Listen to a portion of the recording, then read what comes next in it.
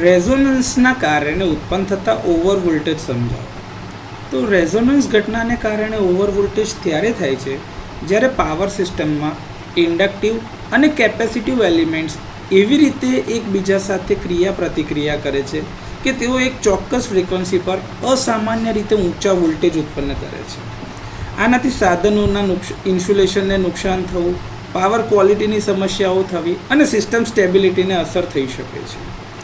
જ્યારે લાઇનનો inductive reactance તેના કેપેસિટિવ રિએક્ટન્સની સમાન થઈ જાય છે ત્યારે લાઇનનો ચોખ્ખો અવરોધ એટલે કે ઇમ્પિડન્સ ન્યૂનતમ બની જાય છે અને તે લાઇનના અવરોધ સમાન હોય છે. આ સમયે શ્રેણી રેઝોનન્સ થાય છે. પાવર ફ્રિકવન્સી પર સામાન્ય સ્થિતિમાં રેઝોનન્સ ઉત્પન્ન કરવાની કોઈ શક્યતા રહેતી નથી, કારણ કે ઇન્ડક્ટિવ રિએક્ટન્સ અને કેપેસિટિવ રિએક્ટન્સ પાવર ફ્રિકવન્સી પર એક સમાન હોતા નથી.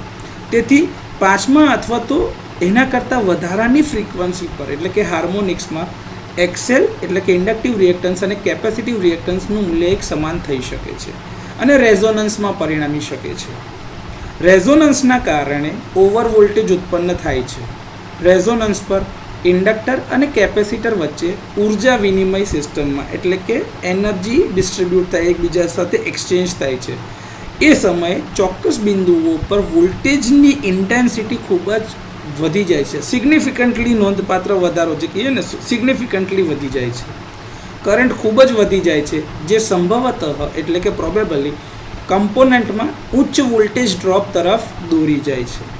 પેરેલલ રેઝોનન્સમાં કેપેસિટર અથવા તો ઇન્ડક્ટરમાં મળતો વોલ્ટેજ સપ્લાય એ પાવર સપ્લાય વખતના જે સિસ્ટમના વોલ્ટેજ હતા એના કરતાં ઘણી વખત વધારો દેખાય છે. નાના પ્રવાહો સાથે પણ આ કમ્પોનન્ટમાં ખૂબ જ મોટા વોલ્ટેજ ડ્રોપ થઈ શકે છે.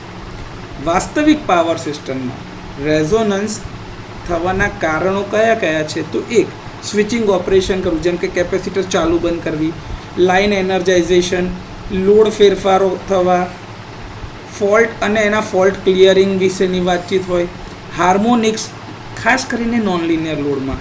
આ બધા કારણોના લીધે રેઝોનન્સ થઈ શકે છે અને આ રેઝોનન્સના કારણે પાવર સિસ્ટમમાં ઓવર વોલ્ટેજ આવી શકે છે.